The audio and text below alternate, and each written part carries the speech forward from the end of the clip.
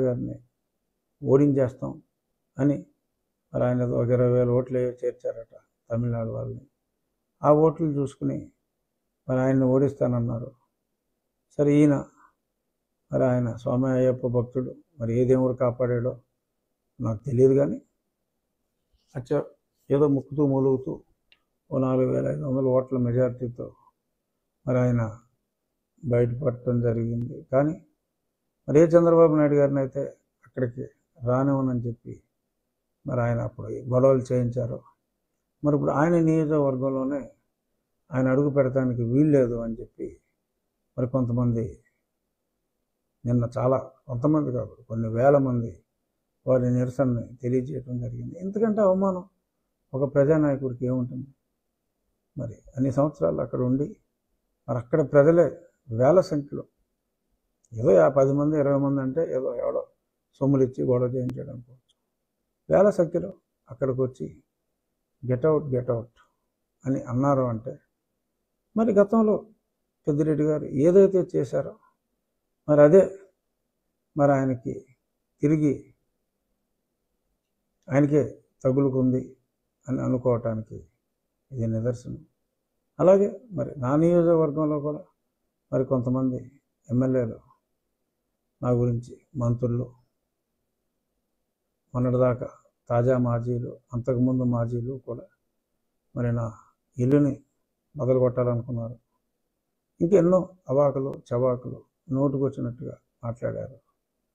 అతి దారుణంగా మరి వాళ్ళందరూ కూడా ఓడిపోయి ఇవాళ సమాజంలో 70,000 ఒకడు, 72,000 ఒకడు మరి అక్కడ అతి దారుణంగా తేడాల్లో ఓడిపోయి మరి తలెత్తుకోవడానికి వీల్లేని పరిస్థితుల్లోకి నెట్టేశారు.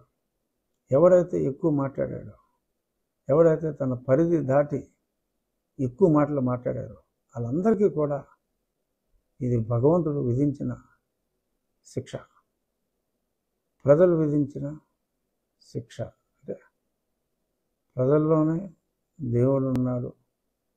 దేవుడు డైరెక్ట్గా వచ్చి పూర్వం రోజుల్లో లాగా ఎన్టీ రామారావు సినిమాలో చూసినట్టు చేతిలో విష్ణు చక్రాలు ఇవన్నీ ఉండవు. ఓటు అనే ఆయుధంతోనే ఓడించాలి అని చెప్పి నేను ముందుగానే ఈ సందర్భంగా సరే స్వోత్కర్ష అనుకోవచ్చు కొంతమంది, ఎందుకంటే ఇప్పుడు మారిన పరిస్థితుల్లో. కానీ కొన్ని నిజాలు కూడా, స్టాటిస్టిక్స్ కూడా చెప్పాలి.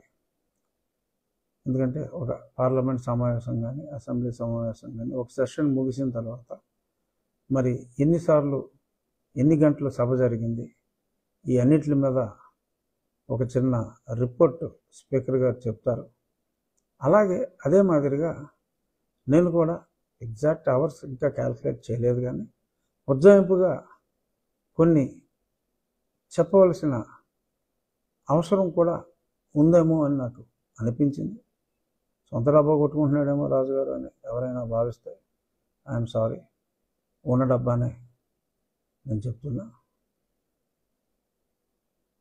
జూన్ 4-5 తారీఖుల్లో 2020లో అంతకుముందు చాలాసార్లు నేను వాళ్ళు చేసిన తప్పుల గురించి మాట్లాడినా, తిరుపతిలో జరిగిన తప్పుల గురించి మాట్లాడినా, ఎప్పుడైతే నవంబర్లో 2019లో అమరావతిని రాజధాని కాకుండా 3 రాజధానులు అన్నప్పుడు జగన్మోహన్ రెడ్డితో సఖ్యతగా ఉన్న కాలంలోనే ఇది తప్పు, ఇచ్చిన మాట తప్పొద్దు అని చెప్పి నేను హెచ్చరించి మరి రాజకీయంగా చాలా గాయపడ్డా. అవన్నీ ఒక ఎత్తు అయితే